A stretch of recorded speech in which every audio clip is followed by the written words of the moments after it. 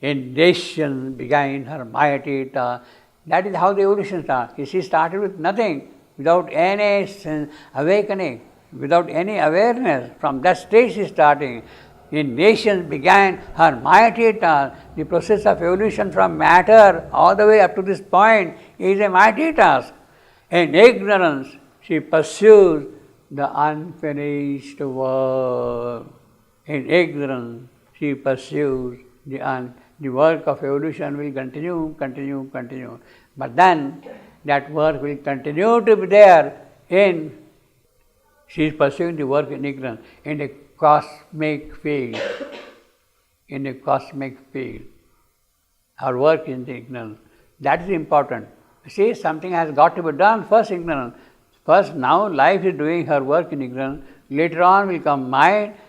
Mind will also do its work in ignorance till a spiritual mind awakens. That will also go on, see, till the spiritual mind. Ignorance. In ignorance, she pursues the unfinished work. Well, there is hope that the work will be finished. In a certain sense, it goes on. She has brought something in life here. Mind will also come here. But that work continues. For knowledge gropes, but meets not wisdom's fate. She is groping, searching for knowledge, but no, it's not there. Wisdom is not there yet on her face, but meets not wisdom. What is the wisdom behind this creation? Why all these things are in such a way? What is the logic of this creation? What is the logic in this creation? What is the wisdom buried in that thing? Of that she has no idea yet. Because she is in ignorance and she is working ignorance. So what is beyond ignorance? That wisdom, of that she cannot have idea. Of that she cannot have idea. For knowledge grows, but meets not wisdom's way. Ascending slowly with unconscious steps. Well, the process of evolution goes on. Life has come to this point, starting from fish all the way to man. A spiritual man has come on the being. Spiritual man has come. Beyond that, unconscious steps are there. A foundling with the God, she wanders here. A foundling with the God, she wanders here. Like a child soul left here, the gates of hell, fumbling through fog in search of paradise. She is fumbling for paradise. In fog, she is fumbling for paradise. Foundling with the gods. What a wonderful description this one is. Life is a foundling, an abandoned child. Foundling and abandoned. He has no parent, the child is there, nobody is there to look after it.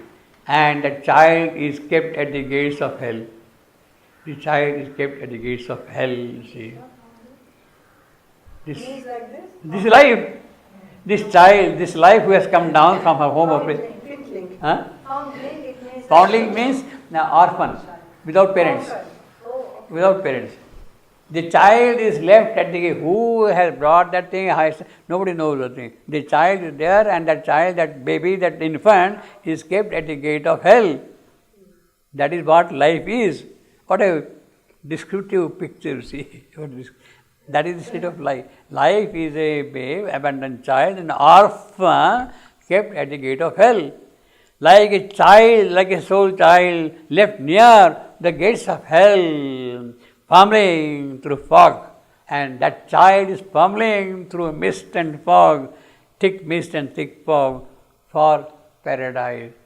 Life's urge is, of course, she is a child abandoned there, kept there, and she is looking for heaven. She has conquered earth, she is conquering heavens, paradise, that foundling child, you see, ascending slowly with unconscious step. Slowly, the process of evolution is a slow process. That is why it has taken millennia and millennia to arrive at this point, you see, slow process. A foundling with the gods, she wanders here like a child soul left near the gates of hell, like a trochee, child soul. I will call it a trochee still, left near, Spondy, the gates I am, of hell, and I am. So you have got like a child's soul, two troches, left near, spondy, the gates of hell, I am, I am. Fumbling, again a talk, fumbling through fog, I am. In search, again I am, of paradise, I am, spirit. Ascending slowly with unconscious strength, a foundling with the gods, she wanders here, like a child's soul left near the gate of hell. Now, foundling with the gods, yes, she is an orphan child of gods, belonging to the realms of things, and kept at the gates of hell. Go to hell now, or do whatever you like, you see. But then she has grown up by whatever mechanism it be, and she is now searching for paradise, you see, looking for paradise. Foundling, this occurs in the English literature in Charles Lamb's description of a foundling of heaven. A person who is looking for beatitude, bliss, his soul, he is a foundling at the gates of heaven. In Charles Lamb's description, he is a foundling, an orphan who is searching, who is moving forward and coming to that point. So here I will say it's a clear reference. Foundling of the God is an allusion, is an echo of foundling of heaven in Charles Lamb's story, you see. Shevandu is a master of English literature. He knows every bit of it, you see, the classical English literature, you see, and he will use every allusion. So life here is a foundling at the gates of hell. In the case of Charles Lamb, the foundling of heaven is the growing soul which has gone by the fairies and by the angels and by the goddesses. That soul has been lifted and left at the gates of heaven. And now heaven will take care of him in whatever way it proceeds. So that is the story in Charles Lamb. Shevandu has utilized that thing in the description of life as a foundling at the gates of hell. See, the opposite part. It's a very rich description kind of a thing, you see. A foundling with the God, she wanders here. Well, she is an orphan. There is no need to look after her. Like a child so left near the gates of hell. It's a perfectly monosyllabic line. Like a child so left near the gates of hell. And see the L alliteration is a line. Like a child so left hell. The L alliteration is very powerful, very musical also, you see. Like a child so left near the gates of hell. The rhythmic line, you see. Doesn't it sound good? How does it translate? This line, like a child so left near the gates of hell. Comme un bébé d'âme abandonné aux portes de l'enfer. Good one? Yeah. Same, I mean. But do you get this music? Yeah.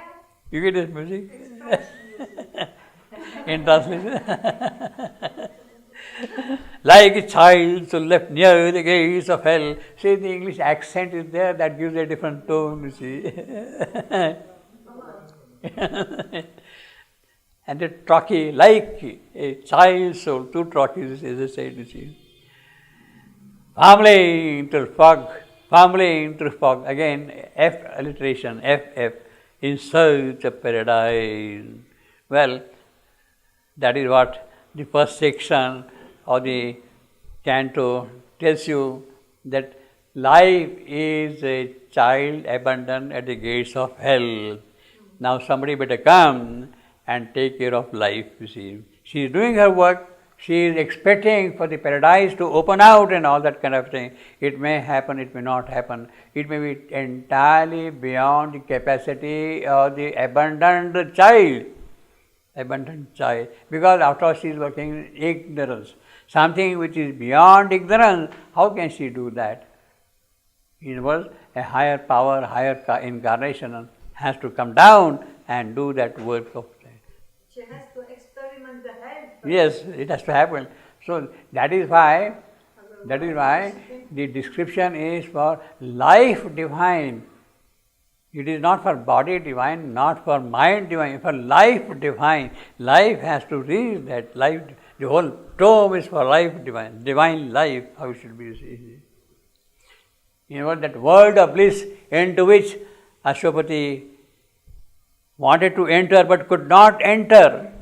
He saw the world of bliss, of life, happiness, everything, Bacchant, Dionysian cup and joy. Everything is there. He wanted to enter, but he could not enter into that world of bliss. In this slow ascension, he must follow her path. He, Ashwapati, is coming back to Ashwapati.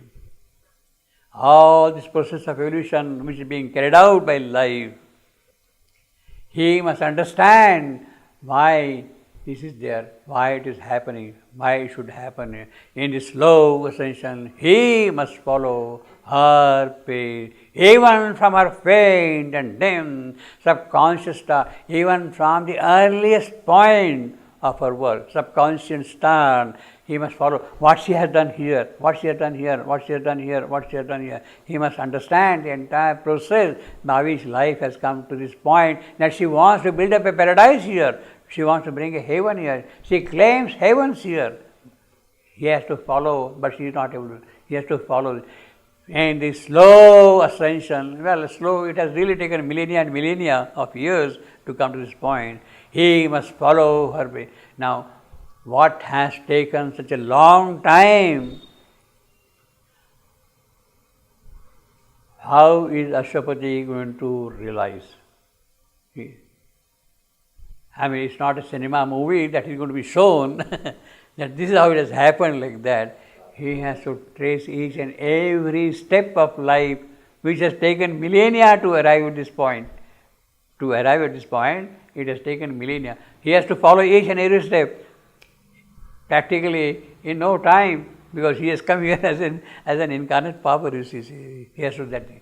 Now, it is by the process of identification of his faculty with the way things have happened, you can come to know all that thing, how the evolution has happened. You are not really going step by step like that. You are identifying yourself with evolution, and that identification with evolution itself is revealing you all those details practically in no time, instantaneously. Once that samyama is there, samyama identification is there, then you have got the knowledge of this entire process, you see. Samyama on evolution, if you do that, that is what Patanjali prescribes in his Yoga Sutras.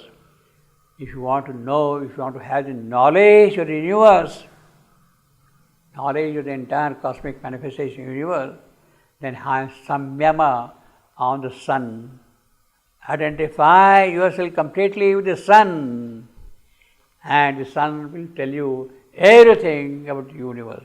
You don't have to wait and do and all that thing. It might have taken millennia, but that identification with the sun will at once tell you everything about this universe. If you want to know how the strength is present in the elephant, how the elephant has acquired the strength, if you want to know how the centipede walks on its 100 feet, if you want to know that kind of a thing, how things happen here, how the plants respond to certain things. If you want to know that, you have samyama, identification with that. Samyama with the plant will tell you what the plant is.